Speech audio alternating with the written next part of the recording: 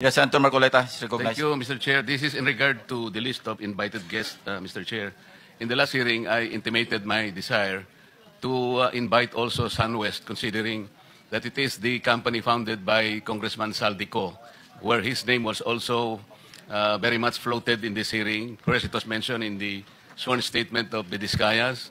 It was mentioned by Representative Toby Tiangco, and very lately he was also mentioned by Engineer Alcantara. I intimated that desire in the last hearing, Mr. Chair. And also, I also asked whether Mr. Chavit Singson will be advised during this very hearing, Mr. Chair.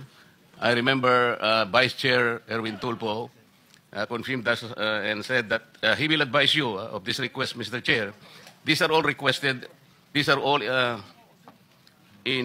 captured in on page 207 of our transcript, Mr. Chair. So I wonder if the committee had made the invitations properly, Mr. Chair. Thank you. Unfortunately, I wasn't informed, Your Honor, but next hearing we will invite them, definitely. Oh, thank you. Likewise, Mr. Chair.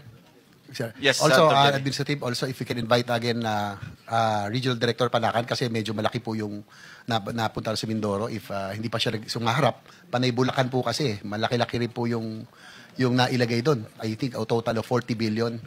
And also, si Congressman Toby Tiangco, I think his revelations during the first hearing were very revealing. If he can be invited. Nahiya po siya pumunta. Sabi niya kasi he was not invited. Baka sabihin, epal siya. But I think he can help a lot. Yes, we will also invite him or ilan ba, JB? Only one? Ayan, si Toby Tiangco and Panakan and siguro yung mga Yes, taga Mindoro. we'll invite them in the next Thank you, Mr. hearing. Chair. Okay. Mr. Chair? Yes, Senator De La Rosa. So, hindi pala ito ang last hearing natin. Meron pa tayong kasunod na hearing. Definitely. Thank you, sir. Thank you. Thank you. And So- Mr. Chair, lastly, may I confirm if the chairman made an announcement that Mr. Saldico will not be invited? Yes, as you know, you have been a congressman for many years.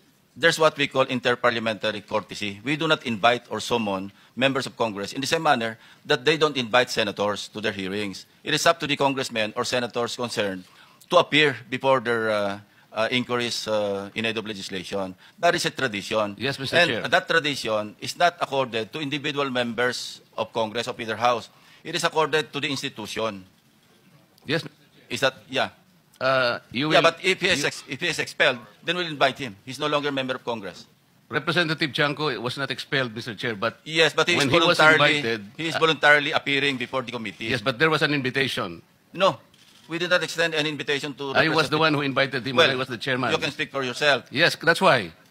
He can be invited. There is no violation of interparliamentary. Anyway, that's water under the bridge. He will appear, I think, anytime now because he was informed by Senator Ejercito. So can we just proceed? We have a long Sinasabi ko day. po yung tungkol kay Mr. Saldico. All Kung right. sakaling halimbawa nandito siya, we can invite him. Okay. Okay, thank you. No issue there.